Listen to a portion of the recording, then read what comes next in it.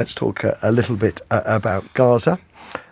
Donald Trump has been touring the UAE, and he has sort of emerged with a sort of new, slightly softer line on the situation in Gaza. He's having been sort of broadly fairly quiet on the suffering of the Palestinians, who of course have now had no aid for 70 days.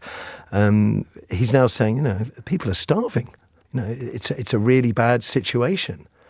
Now, some of us may say that this newfound awareness may be as a result of hanging around in Arab countries where the Israeli situation is perhaps viewed even more sternly than it might be elsewhere on the planet. I'm joined by Tom Gross, international affairs commentator, human rights campaigner and Middle East expert. Morning, Tom. Good morning, Matthew. When it's Donald Trump, I don't even really know where you start with this. The United States in arming Israel, it said virtually nothing about the blockade. It's highly critical of the ICC and the ICJ.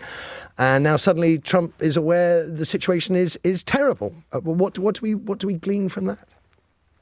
Well, Trump says contradictory things about this issue as he does about a whole range of other issues.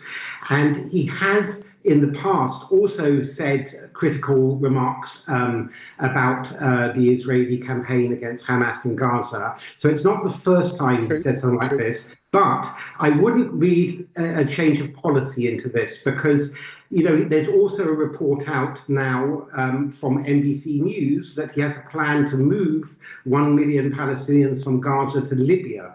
So, I wouldn't read too much into this as being critical of Israel and also there's something else I want to say. There is clearly enormous hardship in Gaza and food insecurity. But as I understand, there's a very clear legal definition of what is a famine or what is starvation, and that's not actually the case. And I, for one, am quite careful with terminology. I mean, also, for example, with terms like genocide and so on, which have been used really from the beginning of the conflict. They're very clear legal definitions. And in fact, I've checked, there have only been 4 official famines in recent years, 3 of them in Sudan and 1 of them in Somalia. So there's a lot of kind of fog of war, but clearly something needs to be done to alleviate the, humanitarian situation for the population of Gaza. Do you foresee the United States? I've heard all your caveats, but yeah. Do you foresee the United States applying any pressure in that direction?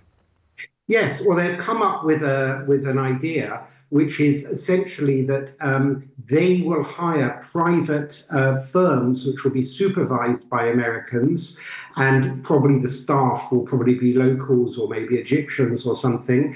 Israel will keep security around Gaza, but the aid will no longer be distributed through UNRWA, the UN agency, because the accusation goes by Israel, but also by neutral parties, that UNRWA is largely has been co-opted by Hamas, and therefore Hamas uses food distribution as a way of suppressing internal dissent. And in fact, yesterday there were again anti-Hamas demonstrations inside Gaza by Palestinians, but you have to be very brave to do that, because lost in the story a little bit is that Hamas are not a bunch of, they attack Israel, but they also have an iron grip over the population of Gaza, many or most of whom certainly do not support Hamas.